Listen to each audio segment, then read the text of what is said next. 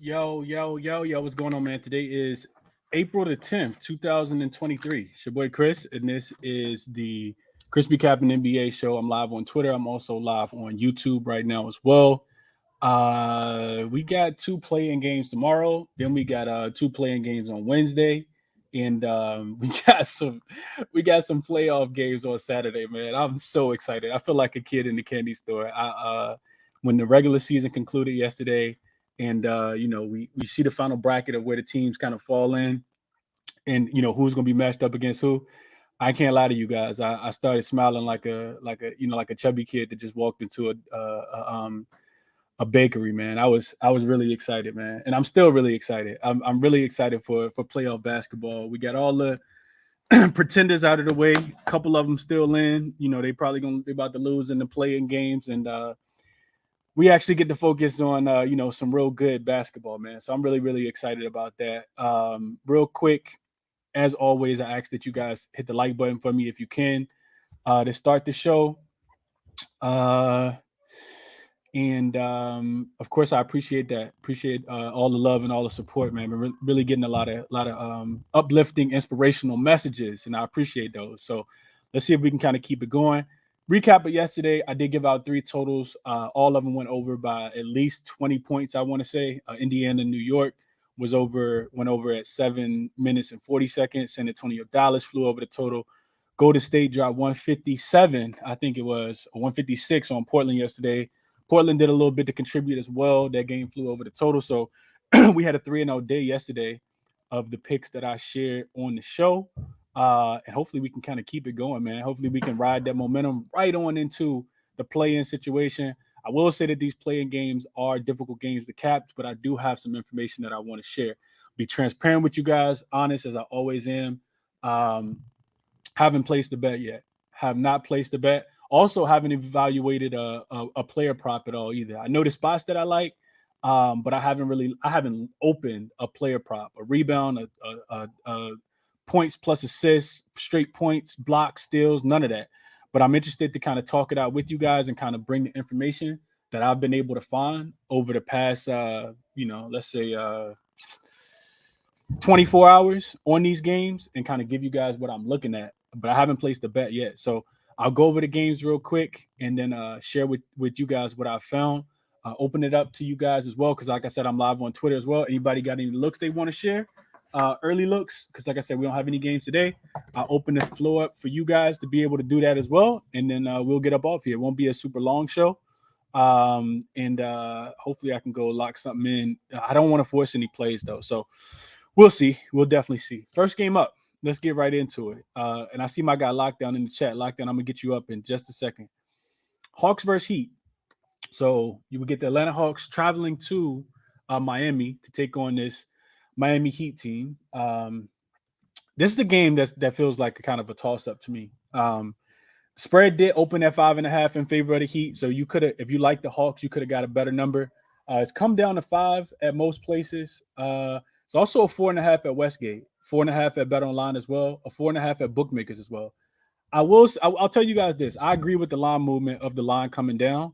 The Miami Heat they're a really difficult team to evaluate. The Atlanta Hawks are as well. If you guys been watching the show throughout the season, you know that I typically like fading the Atlanta Hawks, but I like to do so when they're at home and they're a favorite. They just don't play any defense. They play no defense at all. But this Miami Heat team has also kind of started to struggle on the defensive end. So looking at this at this game, so I like to look at it from both sides' perspective. So I look at the Hawks, and what I see is a tale of two different seasons for them. Season kind of cut in half because we know that Coach Nate McMillan did get fired right around the trade deadline, and they bought in can't think of his name, the Utah Jazz coach. His name's escaping me right now, but his picture is clearly in front of my face. Needless to say, they replaced their coach. He's an offensive guy, not much of a defensive guy. Nate was trying to be a defensive guy, but the team just wasn't playing defense for him either. So what I got for as far as the Hawks, they finished fourth in offensive rating, very, very extremely good offensive team throughout the second half of the season. But defensively, they were 24th. So you got to find a balance in between the two. So fourth highest offensive rating, 24th on the defensive end, 13th in net rating. They finished a plus 1.7. So they were winning games by almost 2 points per game towards the last 16, 17 games of the season. You also look at the Hawks. One of the advantages that they will have in this environment is that they are the better rebounding team. They finished second in offensive rebounding, sixth in defensive rebounding.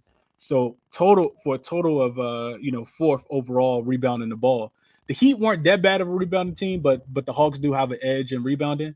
The Hawks also, for people who I don't know if people pay attention to this, they do a good job of taking care of the ball. They're one of the teams that turn the ball over the least. Opposite side, you look at the Heat. This is also a tale of two halves. In the beginning of the season, I'm not sure if people remember, but the Heat were flying under their totals. They weren't scoring a lot of points, which means that they put a lot of pressure on their defense to kind of go out there and play extremely hard. They finished 19th in offensive rating for the second half of the season. And when I say second half, I mean post All-Star break. They finished 20 defensively, which is crazy because we typically think of the Heat as a defensive team, defensive juggernaut, just really out there locking people up. And they weren't doing that. Like I said, 20th defensively, 22nd in net rating. And they were losing games by average of 1.6 points over the course of the All-Star break and after. So after the All-Star break, I'm sorry. 17th in offensive rebounding, 13th in defensive rebounding, and 17th in rebounding overall. So offensively, edge goes to the Hawks.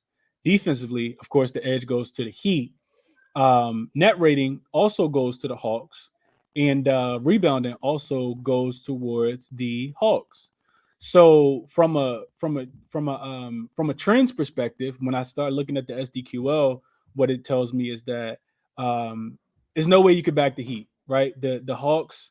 We'll start with the Heat. The Heat, you want to back them as a favorite, not so much. They finished 12-23-2 as a home favorite this season. That's good for 34.3%. If we were just blindly betting, we would hit. We would lose two of our three bets every single time that we bet the Heat as a home favorite. So 12-23-2 is what they finished as a home favorite, which was the 27th best record as a home favorite against the spread throughout the entirety of the season. Also shows that they were, significantly overvalued by the betting markets throughout the entirety of the season. So if you just faded them every single time, you won 66% of your bets, and that's actually a really, really good rate if you just faded the Heat as a home favorite every time. From the Hawks' perspective, they finished 14-13 in this spot that they're in as a road dog. So 14-13, that's good for 52%. So they won pretty much every other game where they were a road dog, or at least not one, but they covered. Middle of the pack, like I said, right at 15th overall in the league. As far as this game from a totals perspective, let's see. So the total I have for you guys is 226.5. Some money has come in on the under. It opened at 228. I see a 227 as well on the board, and it might be a little bit different on some other places, but really, really difficult game for me to cap from a totals perspective. You look at the Heat, and I talk about after the All-Star break, this team was 9-3 to the over as a home favorite throughout the season. In those games, they were actually going over by almost 12 points, 11.5 points per contest.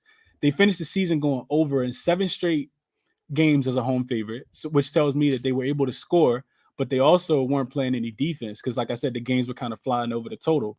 The Heat had and I think it's correlated with them having Kevin Love and without them having Kevin Love. So I looked a little more into that. The Heat had a defensive rating of 112.5 in 61 games before they got Kevin Love. And in those games, those 61 games, they were giving up 108.7 points per game. So a little under 109 per game in those 61 games without Kevin Love. In 21 games after they got Kevin Love, their defensive rating dropped to 119.3. And they started allowing teams to score 113 points. So it's a 5-point gap between when they added Kevin Love to when they didn't have Kevin Love. And the defensive rating, like I said, dropped from a 109. It was at a 112, which is a pretty good defensive rating. Only giving up a little under 109 points. It goes to 119, and they're giving up 113. So I want to play the over. We know that the Hawks don't play a lot of defense, even though their defense does get better on the road. The winner of this game if people don't know, will get the 7th seed, because this is the 7-8 matchup. So the winner of this game will get the 7th seed. The loser will still be in the play-in. They'll play the winner of the they'll play the winner. The loser of this game will play the winner of Toronto and Chicago, which will be on Wednesday night. So my hesitation with playing the over in this one is that playoff time, basketball starts to slow down. You see teams start to play a lot more defense. I know people are gonna look at this total and say, "Man, that's a low total." I just want to take the over, and I get it. I totally get it. I gave you guys some numbers of why I like the over, specifically from the Heat side. And like I said, we know that the Hawks don't play a lot of defense. These teams did match up four times throughout the regular season. I think those games were 3-1 to the over as well. But my hesitation is that I went back and looked at last year. Play-in totals last year, we talk about a sense of desperation. In 6 games last year, throughout the play-in tournament, all 6 of them went under. All 6 games went under during the play-in tournament. So that's not only the first round, that's the second round, and it's the last game as well, right? Because it's 3 games. It'd be a total of 3 games per conference. So that's my hesitation to playing the under. Those games were actually staying under the total, I think, by, of course, that's a league-wide trend, but I want to say those totals were staying under by a nice little margin. Let me see what I got. By 9.5 points. 6-0 to the under is what the totals were. So I lean towards the over. I can't back the Heat, not laying that many points, but I also don't really feel comfortable catching 5 with Atlanta just because of their lack of defense. If I'm playing the game, I'll say this though. I'm only looking towards Atlanta with the points. And I will say this also. I think that this number probably closes at 4.5. And if you like it, you definitely missed out at the 5.5, the better number. And those are my thoughts on the game. So just kind of broke it down from a side perspective, broke it down from a totals perspective. If you guys joined late, I mentioned not capping it from a player prop perspective. I haven't looked at any player props. Of course, the first thing that kind of jumps out to me is Jimmy Butler. I don't know where his line opened up at, what his moved to. But Jimmy we know that there's a playoff Jimmy, and Jimmy Butler can kind of, morph into that guy. I don't think that Atlanta has anyone that can really, slow him down as much. And then from, everybody else's perspective, like which Bam do we get? Which version of any of the 3-point shooters do we get, right? Because they got a bunch of guys that can knock down shots from the outside. That's typically, how their offense works, is they create, a lot of stuff kind of inside the paint, and they try to kick it back out for, a wide open 3, whether that shooter be Gabe Vincent or Tyler Hero, or it's Max Strus, or Victor Oladipo. I think will get some minutes in this game as well. All of those guys can shoot the ball, and they can shoot the ball pretty well, but can they do it consistently, right? And that's what you kind of see with this team. That's why their offense kind of, flutters throughout the game as well. So I said all that to say that if I'm playing the game, I'm taking the points with the Hawks. Like I said, I think it does probably close. I think some more money comes in on Atlanta. And you can, even if the Heat win this game, I do think that the Hawks will be able to kind of keep it close. They scare me though with their lack of defense. So I didn't play it. And then if I'm looking at the total, like I said, the contrarian in me wants to take the under. I want to go and back the stats from last year. I told you guys 6-0 to the under with all the play-in totals from last year. But if I'm playing the total in this one, I kind of feel like it goes over. I kind of feel like it kind of squeaks over the total. And that's happened to me throughout the season so far, where I really, really like a total and I'll bet the under and it'll go over by 1 or 2 points. So that's what I kind of got for you guys on the first game. Pretty long breakdown. My fault. I feel like I took too long. But I just wanted to make sure I got all the information out to you guys. Let me see what's in the chat. What up, L Boogie? AOD. What up, Tom? Sean, what's going on? Appreciate you, Jim, for joining as a member. Quinn Snyder, that's the guy I'm talking about. Appreciate you, Matt Stoney. Quinn Snyder is the guy that came over from Utah that was coaching Gobert and Bogdanovich and Donovan Mitchell last year. Appreciate you, Matt Stoney. Jamrock said what I said. Can't trust either team. I can't trust either. Matt Stoney said 5 points is hella value to lose by gaining Kevin Love. Yikes.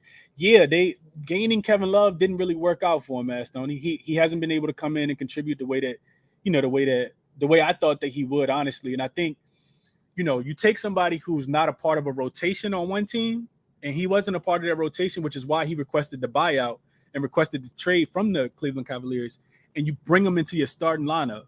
There's an adjustment period. He also just doesn't play, the defense that they kind of need.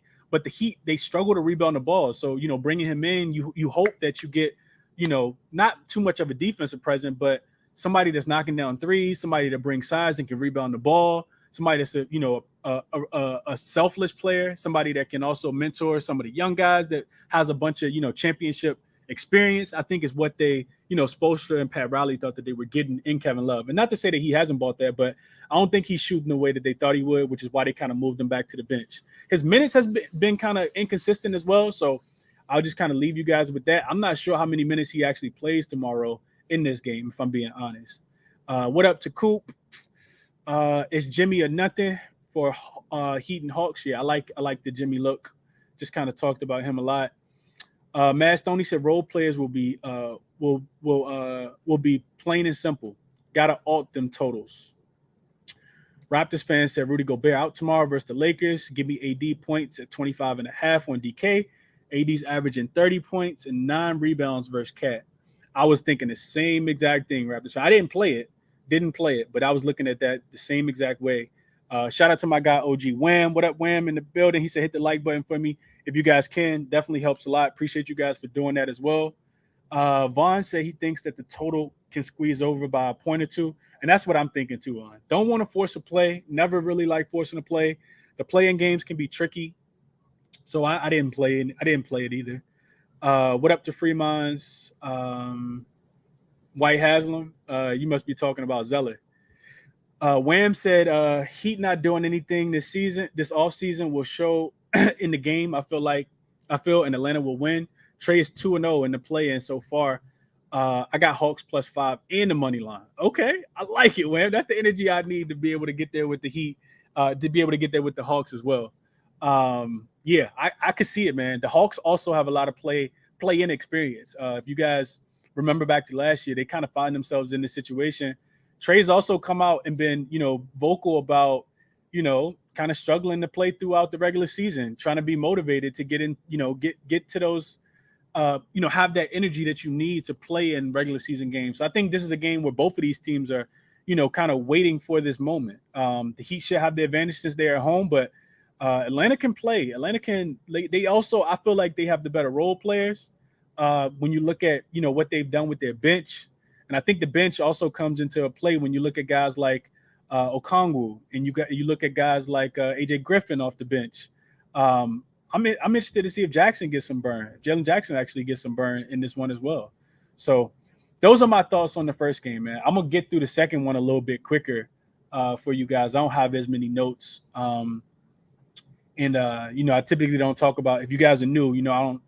If you guys have been here for a while, I don't really talk about the Lakers too much on my broadcast because that's my team and I become emotionally invested in them and don't really like tying up my money and my emotions together, man. Those are my thoughts on the Lakers, man. But let's get into the game. So we got the Timberwolves and we got the LA Lakers here.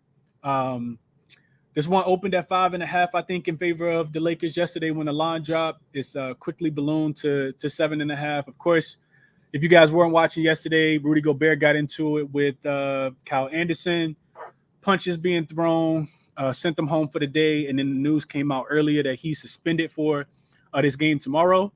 So, like the first game I kind of talked to you guys about, this is the 7-8 seed. And the Minnesota Timberwolves are – so I said 7-8 seed, 7-8 game because the loser of this game isn't eliminated from the playoffs.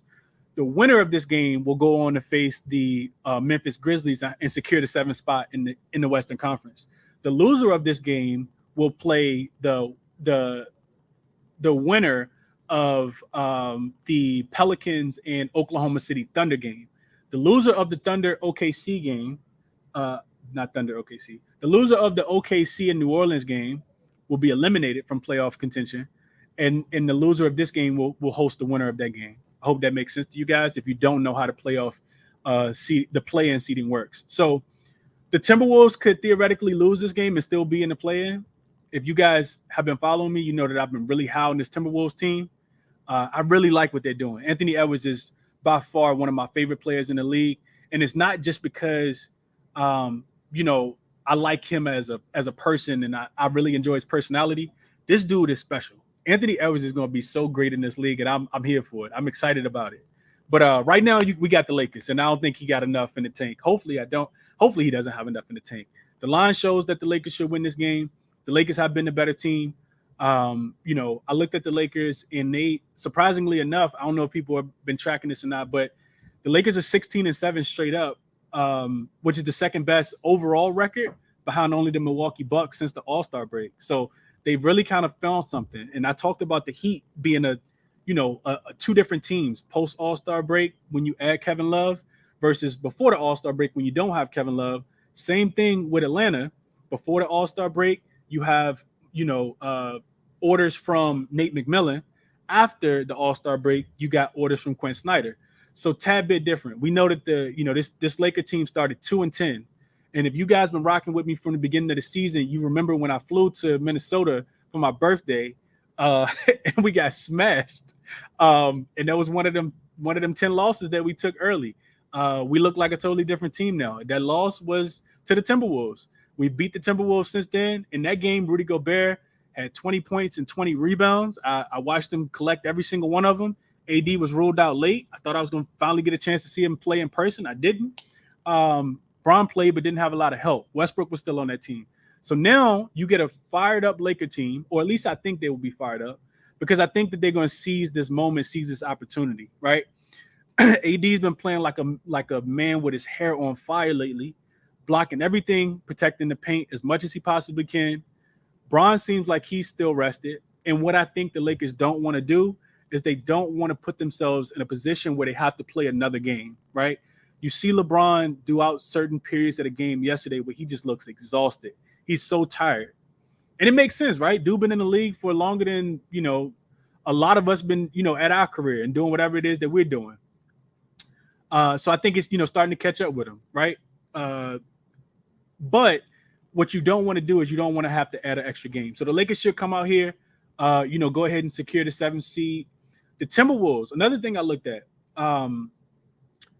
So Lakers, 9-4 against the spread, 9-4 straight up at home, 7-6 against the spread after the All-Star break. So much better, like I said. The Timberwolves, 11-10 against the spread and straight up after the All-Star break. They've been kind of one of those teams that have been teetering back and forth. They win one, they lose one. They win one, they lose one. They are 9-4 straight up and against the spread in road games post All-Star break. But I think the subtraction of Rudy Gobert, like, how do you handle AD? Do you double him? Because I feel like Karl-Anthony Towns is not going to be able to get it done. You also don't have Naz Reid. So not only do you not have Rudy Gobert, you not have Naz Reid. Jalen McDaniels is the best defender that they had. Anthony Edwards can really lock up on the defensive end if anybody watches the Timberwolves play. But I think he's undersized to, try to stay in front of somebody like LeBron James, because LeBron is not going to try to blow by him. LeBron's going to put him in the post and, do most of his work there where he has the major strength advantage. AD also has a big advantage. And when you start doubling, the Lakers, they improved their three-point shooting by going out, getting guys like Malik Beasley, getting guys like D'Angelo Russell. Also, revenge game for both of those guys in this one as well. I like the Lakers, man. I'm not laying 7.5 points with them. I feel like that's a tad bit too many. I think you'll be able to get a better line live. So that's probably how I'm going to play it. And you don't necessarily have to worry about, flipping back and forth, because it'll only be one game on tomorrow. If you're up watching this game late on the East Coast or, on the West Coast where it'll be a little bit late, a little bit earlier, I think that you'll be able to find a better number than the 7.5 and the Lakers having to win this game by margin. So I don't really want to play it. I'm not playing it. I'm not laying 7.5 with the Timberwolves. Just as good as they are as dogs. The Timberwolves don't play well as favorites, but as a dog, they typically play really, really well. And as far as the total goes, I want to look a little more into it. I've been talking about this all season, but without Rudy Gobert, the Timberwolves play with a lot more pace. They get up and down the floor. The defense also takes a hit as well. Not to say that they can't play defense, but like I said, you're without Jaden McDaniels. You're also without Nas Reed, who brings it a little bit more in the offensive end, even though he is, he's a solid defender, not the greatest, but so the total in this one has gone up. Of course it should, because like I said, the Timberwolves I think will play with a little bit more pace. Timberwolves also been a team that's been getting up and down the floor.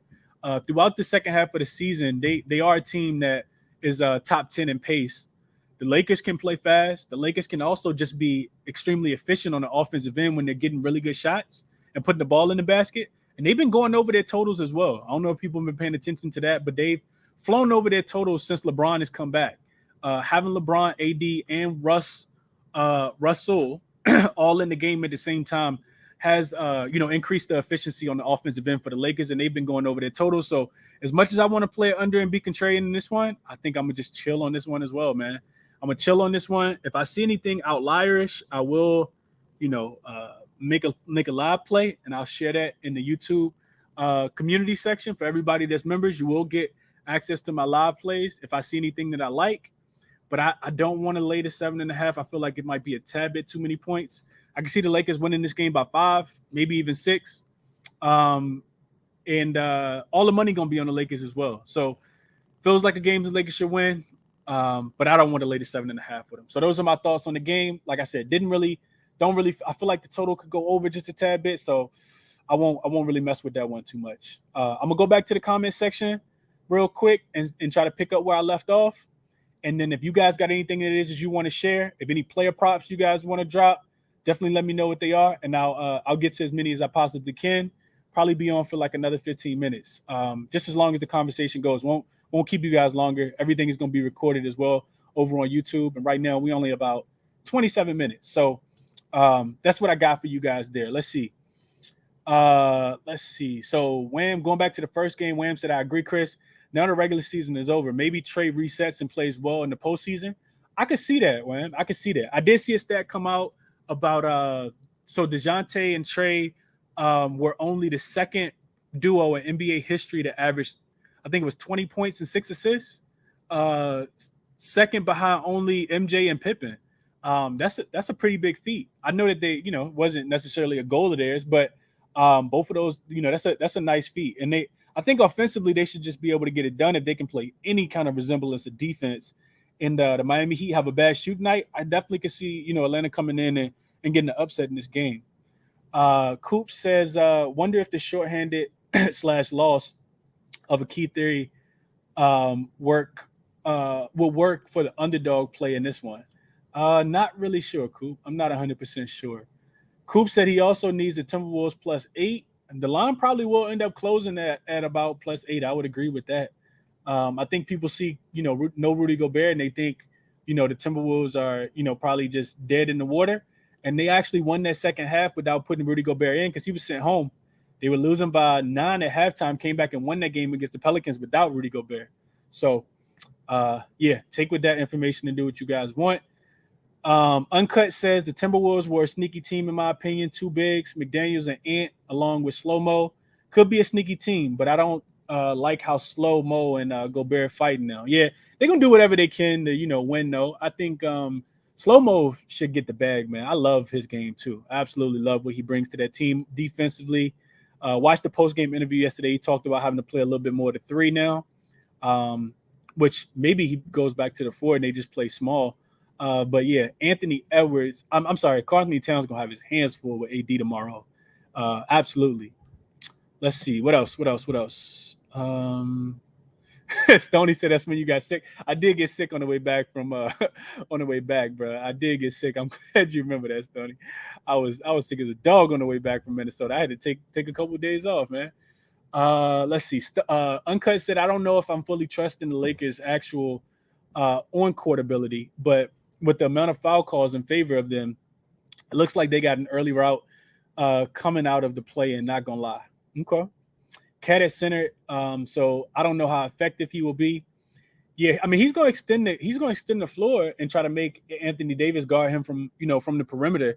I don't know if you guys are paying attention, but Karl Anthony Towns continues to stretch the floor. He continues to shoot the ball at a really high level. He had a couple big threes yesterday that kind of started that comeback in the in the middle of the third quarter, towards the later end of the third quarter. some big threes, back-to-back threes, then forced Willie Green to call a timeout and the Pelicans to call a timeout yesterday. Lakers versus Sacramento second round. Okay, we got a prediction in here. Lakers money line plus the Heat money line plus 102, 1.5 units. Best of luck to you on that, Tone. Definitely not doing that, but I hope you cash it. Tariq said, Chris, what about the Lakers first quarter and full game parlay? I can see it, man. I'll say this. I was going back and looking through my stuff, and I got to finish calculating it all. The Lakers in the first quarter and in the first half, every time I bet it, I feel like I've been wrong. So if I take the Lakers to play well, they play terrible. If I fade the Lakers in the first quarter, they play extremely well. So I couldn't talk you off of it, Tariq. It should be a spot, but I will say this. If you go through and like check EV analytics and you look at the Timberwolves, they typically start the game off really, really well. Really, really well. So I don't know. I also say this. One more thing about the Laker game. Just a bit of another bit of information that could be helpful. The Timberwolves are in a really bad travel spot. So they played yesterday was a back-to-back. They played in Austin because they played the Spurs the night before where they scored 150 points. Excuse me, on Saturday night. They had to get on a flight, fly back home to Minnesota, play the next day. Anthony Edwards is not 100%. I keep forgetting to mention that as well. He's not 100%. We know that he sprained his ankle pretty badly. Also been grabbing at that hip. He takes a lot of, hard fouls going towards the rim where he just, not even hard fouls, but he just falls a lot because he jumps so high and, draws contact to get to the free throw line. So I think that's something else to kind of take into consideration. The Lakers should be a lot more rested in this game. And that could kind of play into, taking the Lakers as well. I wanted to make sure I mentioned that. Wham says Nas and Jaden are huge losses. Rudy weak. Coop said the same thing. Losing McDaniels is huge. That's why I can say this is an upset. And Anthony Davis PRA. Okay. Looks like we got some overlooks. Uncut said he likes Trae Young assists against the Heat. 8 assists, then 10 assists, then 7 assists. His adjusted assist line should be in play. I expect Miami to try and double him a lot. Their defensive-minded team. Okay. Please, how can you help me get into your VIP membership? I'm a great fan from Nigeria. Hey, I appreciate that, man. Send me a DM on Twitter at ChrisBeCappinn, 2 P's, 2 N's, and I'll share the link with you. It should be a join button that you guys can see, but I don't know if it's always available. I'm still kind of getting, acclimated to the whole YouTube membership community type thing. So, okay. Go Bears should go play Ozzy ball. That's funny. Books got ahead of Kyle Anderson rebounds line. I wanted to take it because of that scuffle. Still like his double-double. Okay, cool. Mike says Lakers don't usually blow teams out, so I am Minnesota plus the 7.5. Yeah, I could see it, man. I could definitely see it. Blaze said I did a 3-team for 500 and hit. Thank you, bro. I don't know if I was a part of that, but I'm guessing I am. I'm glad you cashed it, my guy. Appreciate you. McDaniels and Gobert, big loss. Yeah, that's what we saying, Coop, for sure. I'm gonna put this in the chat so you can see it real quick.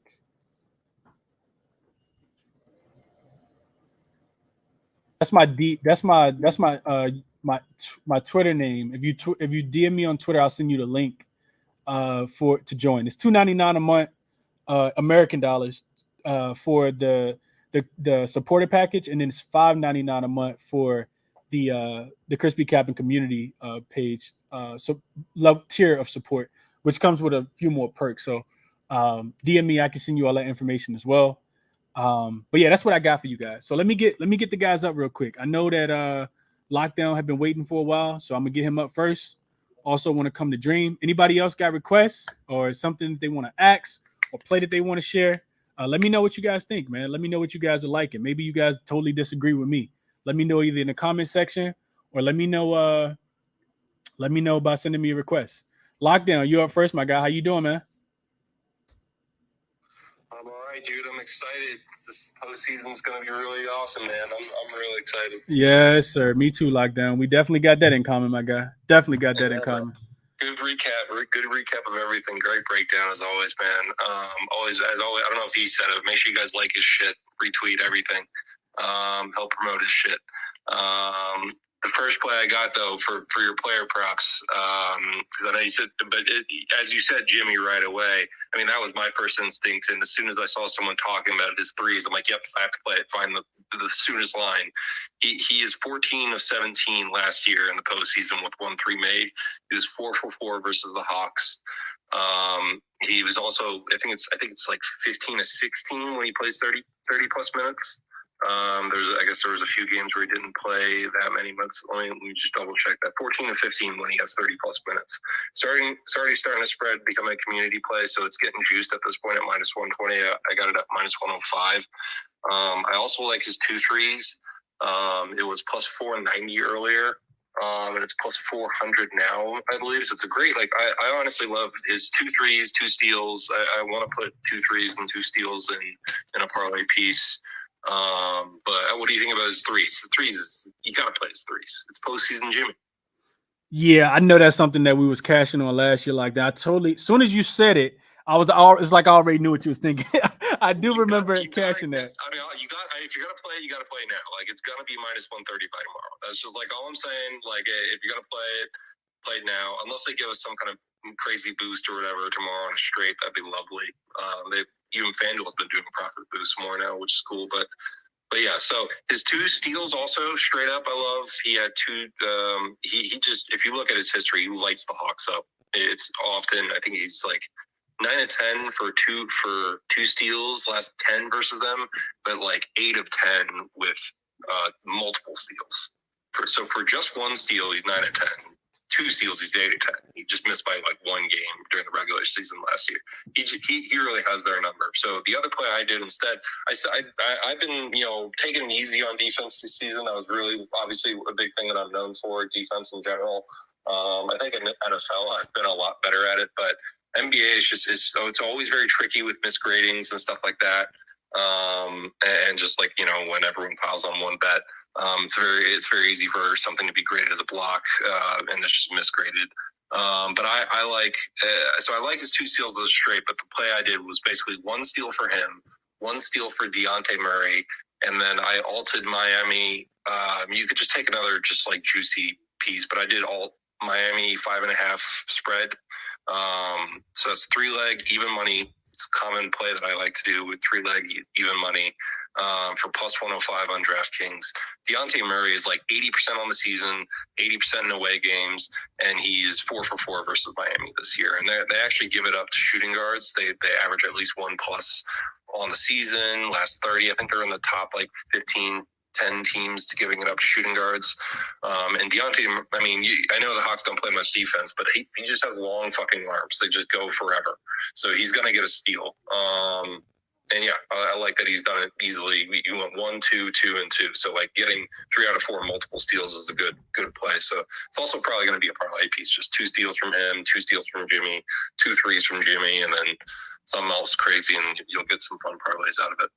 Yeah, I like it for a little sprinkle lockdown for sure. Yeah, and I like that. I like that you're here too, lockdown, because as we start to talk about playoff intensity and how it typically ramps up at this time of the year, what better guy to have in the spaces than the defensive guru? So I appreciate you being here, and it kind of makes sense that you pop up on today, lockdown. Like I hadn't really thought about that, but for all of the lackluster defense that we've seen all of the lackluster defensive effort that we've seen throughout the entirety of the regular season, this is when we'll start to see this is when basketball gets fun, right? This is when basketball gets boring to people who don't like defense and want to see 125 to 125, because it'll be a few of those games, probably Golden State and Sacramento, but it won't be a lot of those games locked down. So I appreciate you being here, man, and kind of reiterating the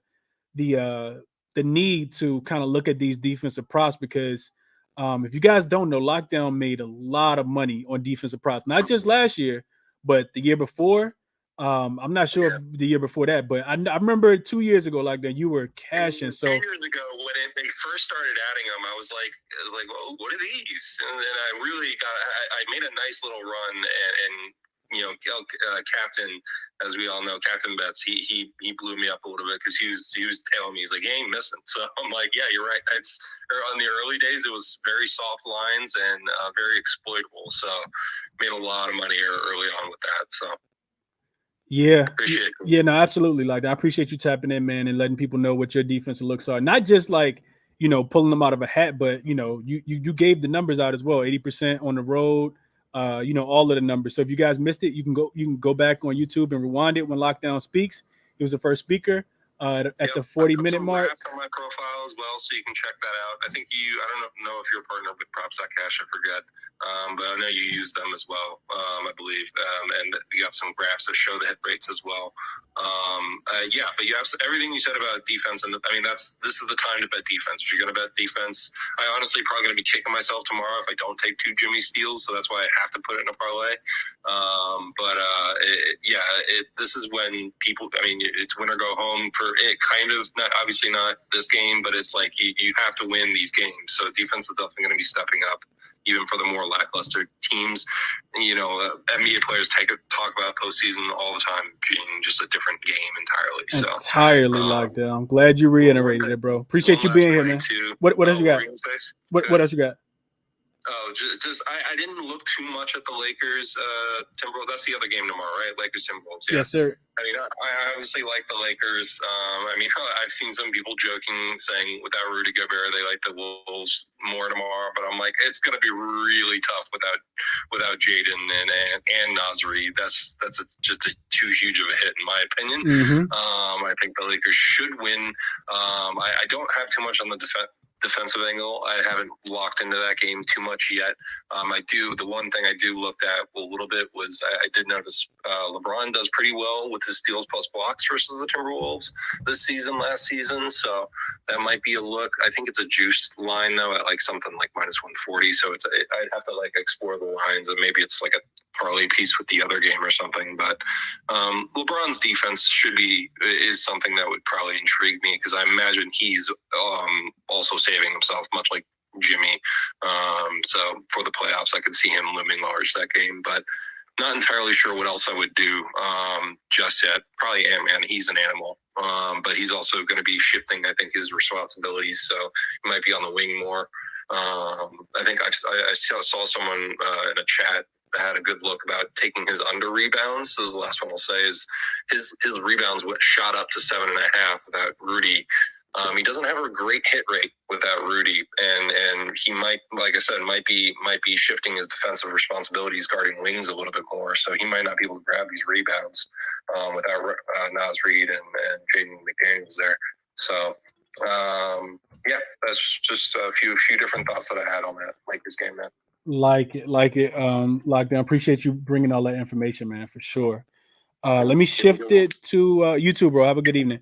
Let me shift it to Dream, and then Vaughn, I'm gonna come to you, and Caleb, I'm gonna get you up as well, my guy. What's up? What's up, Dream? What's the vibes, my guy? How you? I'm good, bro. How you doing today, man?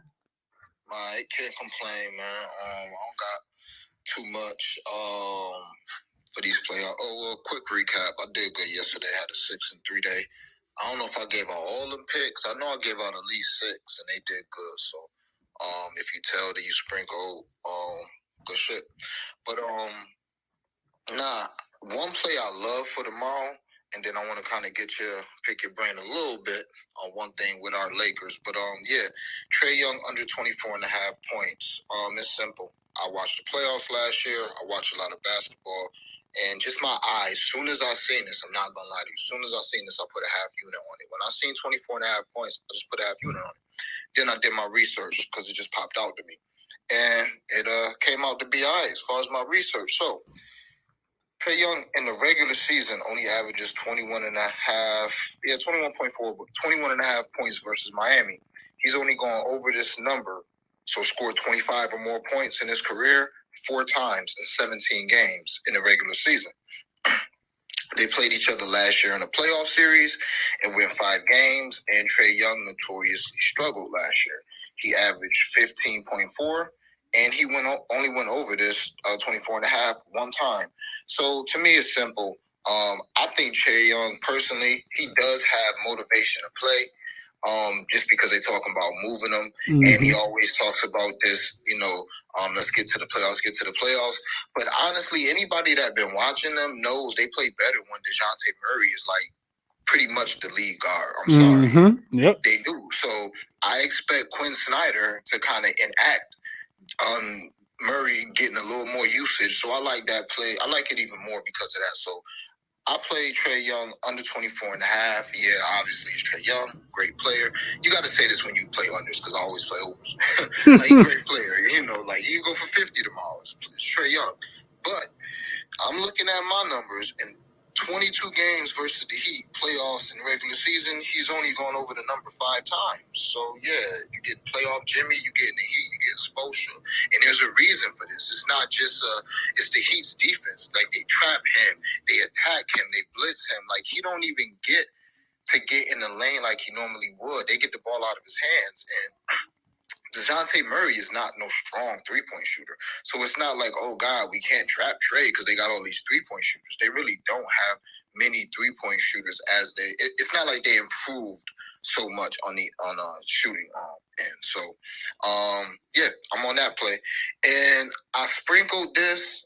I'm going to wait for a live number or maybe wait for a number, but I want to get your opinion. So I like the Timberwolves tomorrow, not to win, but I like them to cover. I thought 7 was too much. If I can get 8, then I'll put another little half unit, quarter unit on that. But the Lakers ain't showing me that we could blow teams out. Now, we could just get playoff Lakers and they could just be amazing. But they ain't showing me they could blow teams out. And the Lakers' record has been amazing since March. I think, we went like 19 and 10 down the stretch, 18 and 11, something like that down the stretch. But if you look at it, since March 1st, the best team we beat was the Warriors. And the Warriors are pretty good, but the Warriors don't play no defense. So, other than that, we beat the Grizz without Ja. We beat the Raptors. We beat the Pels. We split with the Bulls, and we split with Minnesota. We struggle to close out in the Jazz in, like, must-win games. Like, yeah, maybe LeBron didn't turn it on. Maybe he's going to turn it on. But I think that's too much. And I understand, they best wing defender and interior defender out. But Vegas know that, too. And that line ain't move a lot. Like, Vegas ain't stupid. Like, if it was that big of an impact, they gonna move the line, in my opinion. That line ain't move a lot. So to me, that's already kind of baked into the line that's already cooked in. And you're gonna give me 7.5, 7 to 8 points. A team could be down 10 and just shoot a BS 3 at the end and backdoor cover as well. So I just want to get your opinion on the Wolves with the points, but most importantly, the Lakers, like, wins down the stretch. Like, the last 6 weeks, it ain't been that impressive as I think the national narrative is. Yeah, I mean, that's a lot to unpack, Dre. But this is what I'll start. This is what I'll start with. I'll start with, while I agree with a lot of what you said, I think I'm not going to echo everything you just said, Dre, because I agree with it. I agree with the Lakers. For me, I just think of the Timberwolves, and I don't think of them as a team that's losing by 8 in a play-in game. I honestly, I don't care who they're playing against, because the top of the Western Conference, they've beat Denver more times than Denver's beaten them this season. They've beaten Sacramento more times than Sacramento's beaten them as well. So I think the reason why the line is the way that it is, Dream, if I was going to play devil's advocate and say, all right, the Lakers are going to win by margin in this game, which I think is a possibility that they could. The reason I would say that, Dream, is because they don't have Gobert at all. They also don't have Naz Reid, and they also don't have Jalen. What's his name? McDaniels. Yeah. They don't have Jalen McDaniels, and like I said, I'm not sure. I know Dream, but I'm not sure people know how good he is. Like, he has the potential to be like a not first ballot, but like a first team, second team, all defensive, type player that can really make it hard for your guard. Like, I don't know if people saw the quotes about DeJounte Murray, not DeJounte Murray. I'm forgetting his name. The Murray kid. What's his name? The other Murray kid that played for Denver. Jamal Murray. Jamal Murray. I don't know where my brain is right now. Jamal Murray had the quote that came out like 2 weeks ago where he was like, yo, stop blocking my shot. Because he just kept blocking his shot over and over again. So, like, this dude is very elite on the defensive end. And I think that's the one thing when I look at them like and what they are, Jamie, it kind of feels like the Timberwolves are kind of like self-destructing at the end of the season, right? Like like you have to exert so much energy in the game before uh on Saturday against the Spurs, and then because you don't play defense, and the Spurs come out there and score as many points as you do to the point where your starters will have to play late into the game. Then you find yourself in the back to back against the Pelicans, and the Pelicans got something to play for, and you go down in that game and you have to muster. It just seems like they'd have to do so much to win their games that when you subtract Rudy Gobert, you subtract McDaniels, like we just said, when you subtract Naz Reid, I just don't know if Nickeil Alexander Walker and Slow Mo and I just don't know if those guys are going to be able to keep them in the game the entire game. I do expect it to be close. I'll say that.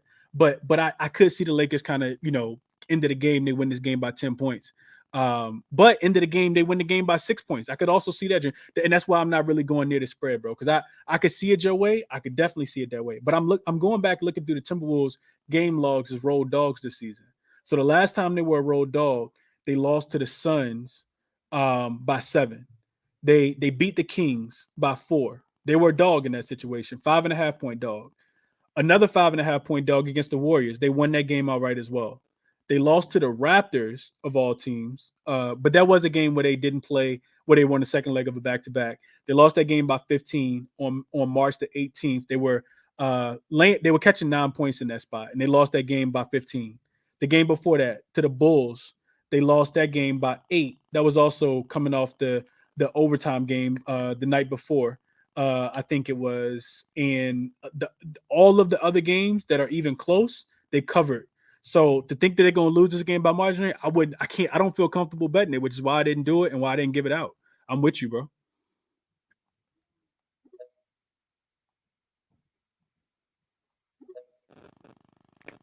I am definitely with you, Dream. Let me kick it. The Trae Young look that Dream just talked about, I absolutely, I can only love that look. I can only love that look. The only thing that scares me a tad bit is that Miami's defense is a little bit shaky at times. Now, can they come out and play their best defensive game, take Trae Young out of the game? They absolutely can. I think the pivot, though, if you do like Trae Young to go under his points prop, and I'm not looking to play a lot of overs, but I do think there's some value in probably playing DeJounte to go over his 19.5 points on the opposite end, because somebody's going to have to score the ball. So DeJounte has 2 games this season where he's gone over the 19.5 against Miami. One of them he had 23, the other one he had 28. But he also has 2 games where he went under and he shot pretty poorly. But the volume's there. He shot at least 14 times against his team in every single game. And I think the playoffs mean something to him as well. So Dream talked about Trae Young going under the 24.5. I'm not playing the over. I think that number is a tad bit too high for a game that I do expect defense in. And the pivot to that, like I said, I think would be DeJounte to go over his 19.5 points if anybody was looking at a look. But I didn't play that. I got to look in a little bit more. It just kind of triggered a thought for me that if one of the guys not going to play well, the other one probably going to have to pick it up just a tad bit. Let's see. Vaughn, you up next. Cam next. And then getting my guy Stephen up as well. What up, Vaughn? Yo, you hear me good, bro? Yeah, you good. What's going on with you? How you doing, bro? I'm good, bro. So I got one play, 2 plays, but one is something that Monotone already talked about. I'm on the Jimmy Butler threes as well. Already locked that in. My other play I got locked in is New Orleans first quarter at -1.5. Oklahoma City last couple of weeks they've been struggling, and I think this game might just be a little big for them. Something with a real playoff atmosphere, with a very young team who. The guys who play a bulk of the minutes haven't played. This is probably the biggest game of their NBA careers for a lot of them. So I see them kind of coming out a little bit slow. I think New Orleans crowd will be hyped up. Players will be hyped up for this game. Kind of just anticipating the home team coming out, leaving the first quarter with a 4 or 5 point lead. Those are my 2 plays. Like I said, I ain't gonna get into Jimmy Butler. I think Monotone did a great job kind of covering it. I played it at 1 and 2 already. So those are my 2 plays. My question is, as someone who's bet the NBA season so far, what is something you looking to do either or bet more of or less of, or just some takeaways from this season as a whole, from just the regular season? One of mine will be the first couple of months, I probably won't be into as many first quarters as I was to this year. I went and did a little research on some of where I lost money at, and I lost quite a few units fucking around with first quarters. And we all got some spots that's kind of bit us in the ass. So just from off the top of your head, or just something you kind of took away from this season, and like I said, just something you want to bet more of, less of, or just some feedback from, what you think you did well or didn't do well this NBA season. Yeah, that's a good question, Vaughn. I think first thing that jumped out to me is what you said. Like first quarter, first halves. They weren't as productive as well. A couple times we hit some spots, but if you remember, Vaughn, you've been with me for a minute, bro. You remember 2 years ago when we started that Memphis Grizzlies train, bro. That first quarter team total over for Memphis was something that we played maybe, 3 weeks out of the month, and it was cash every single time almost. Yes, sir. We were hitting at 80% on the Timberwolves. I mean, I'm sorry, Timberwolves too though. Timberwolves they were in that mix as well. Timberwolves and the Grizzlies team totals, man. And I think it's just a lack of motivation for these teams now. You do all your homework, you do all your research, and then you just kind of go astray. So players just kind of go astray from what you capped them to do. And, starting off the game, whether you think they're going to start off a little lackadaisical or you think they're going to start off, extremely hot. It just doesn't go that way. So, I think that would be it for me as well. Also probably looking towards some unders. I think I need to cap a few more unders. I've been thinking about it throughout the entirety of the season. I know a lot of people don't really like taking unders, but when your over doesn't hit, guess who cashed? The person that bet the under. So I think, I'll look a little bit more into taking more unders next year and staying off first quarters, looking more towards some first halves maybe, but also just staying off first quarter, first halves for, the majority of the beginning of the season. Probably won't play too much of that at all. So that would probably be my biggest takeaway. All right, appreciate you, bro. That's all I had. I really agree with you on that first quarter, first half. And that was one of mine as well. I looked, and I've been hitting totals this season at a pretty good clip. Particularly team total, my overs and unders. Like I've done a lot better with the full game as opposed to first quarter and first half total. So I know that's something I'm gonna have to look a little bit further into. And then I want to say as well, shout out to Ronald as well. RC, we're doing less cap. I'm gonna DM him and tell him about it. But a lot of plays, and so far this season, since he's been doing that, a lot of the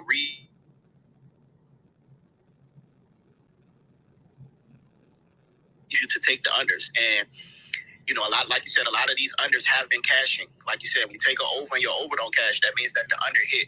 And a lot of these full game totals have been cashing at, I think, probably at a more consistent clip than the overs. And I can think of quite a few times where, like, even I think it was like right after the All-Star break, that line of that 240, if that total was over 240, you take the under, and that shit was cashing for about a 3-week time period at like a 72% clip. So just something I want to look into. And I just wanted to kind of speak about it because everybody up here pretty much bets the NBA almost every night. And I think sometimes it's just good to kind of reflect about where you went good, where you went wrong, but just also some shit where you kind of want to stay away from next year. Because I know, like, even this year, a lot of people were hot and cold like the first 2 months of the season. A lot of people that cap NBA, a lot of NBA Twitter, gambling Twitter was kind of just down as a whole. So I just kind of wanted to use that opportunity to ask you, someone who's done it the last couple of years. So I appreciate you for that. Absolutely, bro. Absolutely. Let's cash, man. Let's cash, my guy. Cam, you up next, and then Stephen, I'm coming to you. What up, Cam? Yo, what's good, man? How's everybody doing? I'm good, bro. How you doing, man? I'm good, man. I'm good. Finished the degenerate week off all right. That's the way I look at it, man. Like I got hooked on speed. Should have just went with the PRA like Dream. But that's what happened, you know. He took like 100 shots and still didn't get there. Had nothing to do with the minutes. But, you know, Raptors showed out. It's a weird one for a Raptors fan right now, right? Because that actually just hurt our draft spot if we don't make the playoffs, which is so annoying. Like, you're just like, all right, now we got to go be lambs to the slaughter, make the playoffs, and still have like a hurt draft. It's a weird one, but I knew we weren't going to lose that game.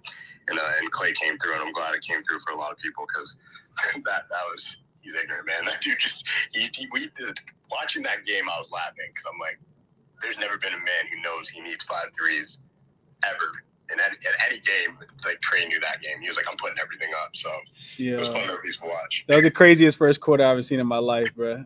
Word, but what I'm on, so I'm pretty zeroed in on Trey Young assists.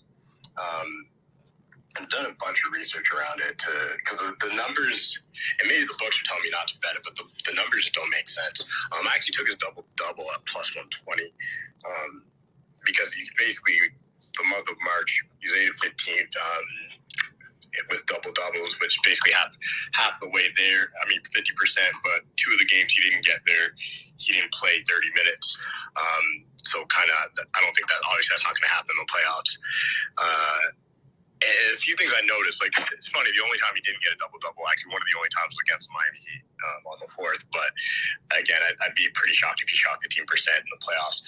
One thing that I keyed in on, so I looked at his numbers after Quinn Snyder joined, and his assist numbers have been hovering around 10, just averaging around 10 since Quinn Snyder joined. And a big thing that changed in the way that offense runs is it was no longer just trade, dribble around and find the assists. The offense kind of is pretty fluent with Quinn Snyder. The ball doesn't stick. And I think the only way the Hawks can win is if Trey Young's a facilitator and not a scorer. So it kind of goes into what Dream's saying. They're going to key in on him as a scorer. They're not going to let him score the ball. So I thought it was really great odds, and I really love the numbers. And you can get his assists at just over 9.5 at plus 115. You can get 13 plus at plus 525 on Bet365, and then the rest of these are FanDuel. 12 is plus 360. 14 is plus 1,000. Now, I know it's a small sample size, but he's averaging 16 assists for the month of April. So all the games in April, he's gone well over this. He had 20 the last game. I know DeJounte Murray wasn't there, but the game before that where Murray was there, he had 16. And it just seems that he's kind of really easing into that facilitator mode. And when I see a plus 1,000 for 14 assists up for Trey Young, it is just very much worth that sprinkle. So I'm laddering his assists and seeing what happens because for me, if he gets to 13 at plus 525, that's heavy profit. So that's where I'm at. I'm taking his double-double. I'm taking his assists alone because the double-double is plus 120. I'm taking his assists plus 115, and I'm going to ladder up to 14.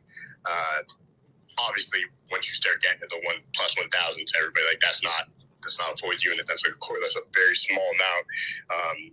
Just to see if you can keep hitting that ladder. But that's where I'm at with that game. That's where I'm keyed in on. And I'm probably going to look at some Jimmy Butler stuff. I missed monotone breakdown, but it sounds like it was good. So I'm going to go listen to that because I know Jimmy Butler's going to probably have a game. I just haven't figured out how to get there. But Trey's the guy that I've done all my research on. So wanted to share that with the group. Yep, I like it. Ken. Like it a lot. Trey Young assists, the double-double. As long as the game's played with pace, I think that could absolutely cash. I'm not sure what pace they're going to play at though, and I'm also not sure if the Heat are going to play with the defensive intensity that they play with at the beginning of the season or towards the end of the season. Because if it's towards the end of the season, you might cash the whole ladder. If it's towards the beginning of the season, then he might not even hit 8. He'll have the ball in his hand for sure, but the Heat just, man, it'll be interesting. Like I said, not a game I'm rushing to bet, but if I'm playing a game, I think I do take the points with Atlanta. It feels like a game Atlanta should be able to keep close and potentially win if Atlanta's not, if the Heat don't come out here and make all their jump shots and take advantage of how many points that Atlanta gives up in the paint. At least from my capping and watching is what I would think.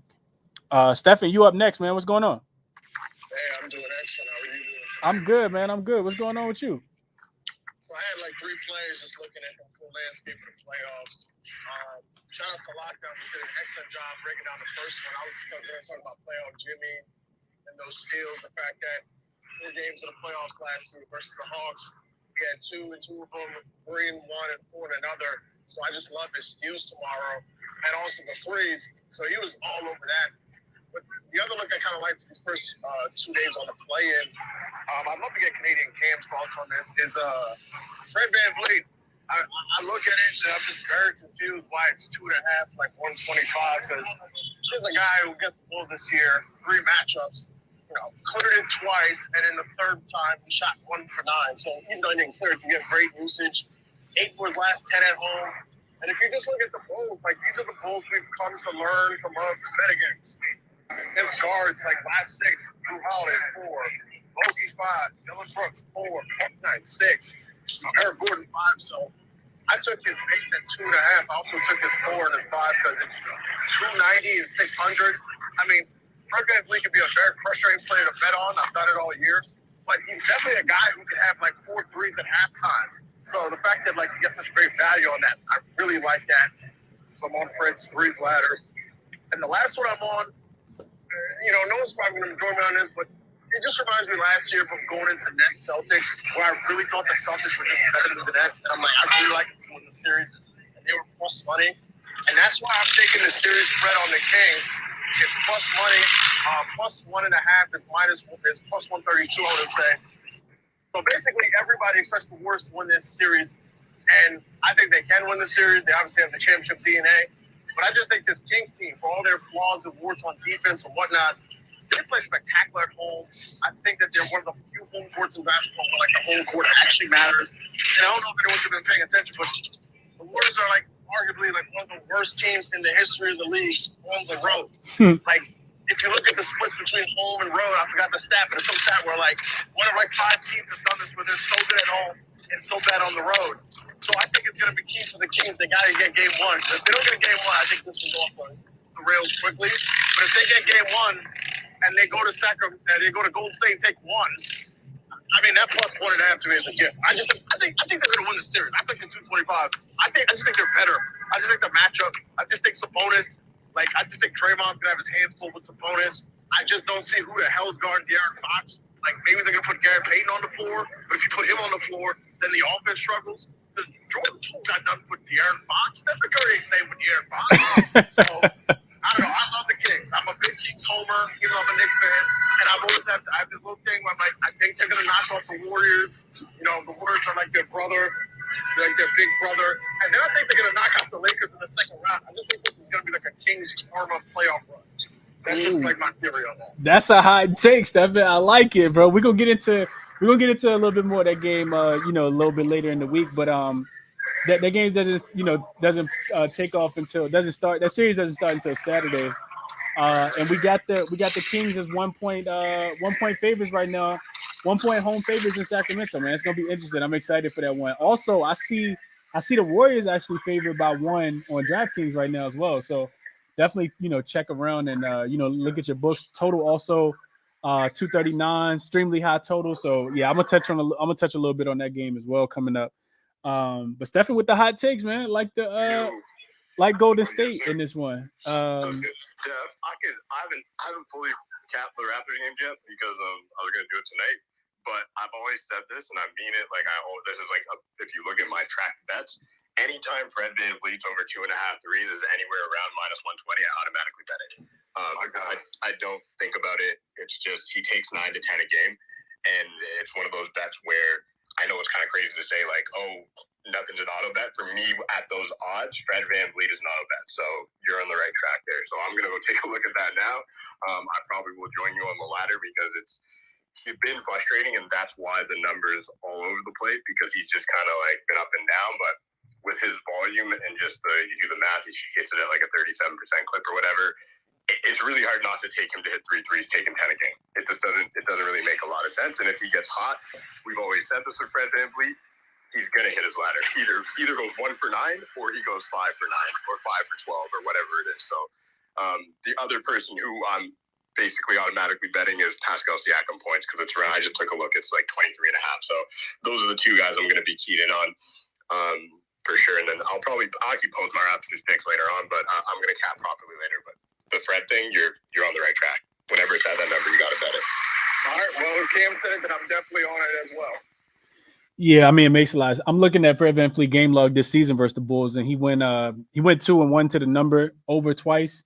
And the games that he went over is what Cam said. He hit 5 threes and 6 threes. He shot 13 times, 10 and 9 from 3. So he's definitely getting them up.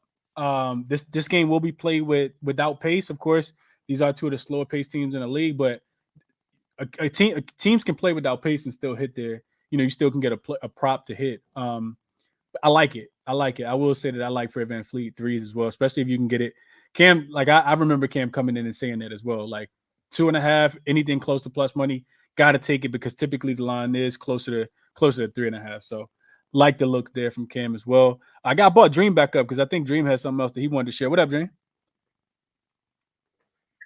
Nah, man, I ain't gonna have you up here all day, man. We get to the playoffs this weekend, man. I was just gonna add. Nah, we'll talk about it this weekend, bro. What is it? What is it? I'm curious to know. Yeah, I think the Knicks can beat Cleveland, man, and I think Brunson you gonna already know. have 35. Hey, bro, I listen. think he gonna tear. Every time he play Donovan Mitchell, he busts his ass. I think Brunson gonna go crazy the first round. But yeah, man, we get to that. Yeah, okay, all right, but yeah, we still got some time for that because that's on Saturday too, man. Saturday gonna be good, bro. Saturday is gonna be real good. So yeah, I got to figure out Saturday too. My son actually got soccer at 11 a.m. and the first game come on at 1, so I got to figure out what I'm gonna do. But I'm gonna do about that. But we'll get there when we get there, man. We still got some play. If I could just say one thing. Yeah. What else? Then? If What else? you don't think I put together a Knicks to beat the Cavs and the Kings to beat the Warriors, like plus 900, like parlay, you are sadly mistaken, man. I love them both. We're gonna see what happened, man. We're gonna see what happened. I still got to get into them games. I ain't even look at the games for later on this weekend already. Y'all way ahead of me, but we'll get there. We'll definitely get there. Looks like Cavs favored by 6 right now, already down to 5.5 at some places. Total drop from 216 all the way down to 214.5 as well. Interested to see if Julius Randle gonna be able to make it back in time, and we probably won't get that information until later into the week. But we'll see, man. We will see. As far as the recap of this show, if you guys want to listen back, it is. If you guys are on Twitter and you want to listen back, it is available on YouTube. If you guys are on YouTube, you can just hit the rewind button. Also, subscribe and like the videos as well. Breaking these games down a day ahead of time. It was a lot of people rocking with me on YouTube. I appreciate you guys for being here. If you guys are interested in joining to support or getting my official plays, the ChrisBeCappinn resources, 10 resource document that I put together. You guys can join the YouTube membership as well. 2 tiers, like I said, the supporter membership is $2.99 a month. The ChrisBeCappinn community support tier is $5.99 a month with a few more perks. And if you guys got questions, just let me know. I can shoot you guys the link as well. Just shoot me a DM on Twitter. But a lot of great looks I think people shared so far today. I didn't give out any official plays, more so just kind of talking it out. We got time, right? You don't have to rush to put your bets in. I don't think that these lines are going to move too much from now until tomorrow. But if I had a top look, a best bet, I would be taking the points, I think, with the Atlanta Hawks. I just kind of feel like this team's going to come in and play enough offense that the defense will be okay. And I think that they can keep the game close. Miami might win, but I think Atlanta can keep it close for sure within the 5. So that would be my top look of the day, but I haven't placed anything officially yet, like I said. I'll be back tomorrow with official plays, though. I'll break down the player props, see if I can find some value there. Until then, best of luck to you guys, everybody playing MLB today. We'll be back tomorrow. Not same time. It won't be 5:45. It'll be 5:30 to go through official plays for tomorrow. Best of luck to everybody tonight. See you guys tomorrow.